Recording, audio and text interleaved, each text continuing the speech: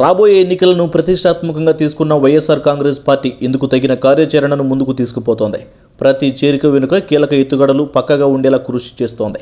తాజాగా సినీ నటుడు జూనియర్ ఎన్టీఆర్ మామ నారినేని శ్రీనివాసరావు నిన్న వైఎస్ఆర్సీపీ తీర్థం పుచ్చుకున్న విషయం తెలిసిందే. రాబోయే ఎన్నికల్లో శ్రీనివాసరావు ప్రకాశం జిల్లాలోని అద్దంకి అసెంబ్లీ నియోజకవర్గం నుంచి పోటీ చేస్తారని వార్తలు షికారు చేస్తున్నాయి. 2014 ఎన్నికల్లో వైఎస్ఆర్సీపీ తరపున అద్దంకి నుంచి గొట్టిపాటి రవికుమార్ విజయం సాధించారు. ఆ తర్వాత గొట్టిపాటి తెలుగుదేశం పార్టీలో చేరారు.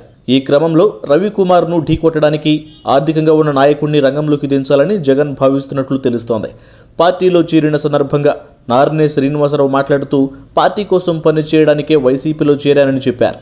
గత 10 ఏళ్ల నుంచి వైసీపీ అధినేత జగన్తో పాటు ఆయన కుటుంబ సభ్యులతో అనుబంధం ఉందన్నారు. తాను ఏ సీటు ఆశించడం లేదని, జగన్ను సీఎంగా చూడాలనుకుంటున్నానని చెప్పారు. కులాల పరంగా మాట్లాడడానికి తాను వ్యతిరేకినని, అన్ని వర్గాల వారు జగన్ వెంట నడుస్తున్నారని నారినేని అన్నారు.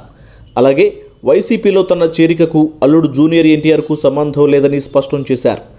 పార్టీ ఫిరాయించిన ఎమ్మెల్యేలకు బలమైన అభ్యర్థులతో పోటీ ఇవ్వాలని కసరత్తు చేస్తున్న వైసీపీ అధినేత వైఎస్ జగన్ ఈ ఎత్తుగడలో భాగంగా నారినేని శ్రీనివాసరావు చేరికకు ఓకే చెప్పినట్లు సమాచారం. ఇప్పటి వరకు టికెట్ కేటాయింపుపై స్పష్టమైన హామీ ఇవ్వనప్పటికీ అద్దంకి నుంచే బరిలో దిగనున్నట్లు తెలుస్తోంది. ఈ వీడియో కనుక మీకు నచ్చినట్లయితే లైక్ చేయండి, షేర్ చేయండి. ఇలాంటి లేటెస్ట్ వీడియోస్ కోసం మా ఛానల్ని సబ్స్క్రైబ్ చేసుకోండి.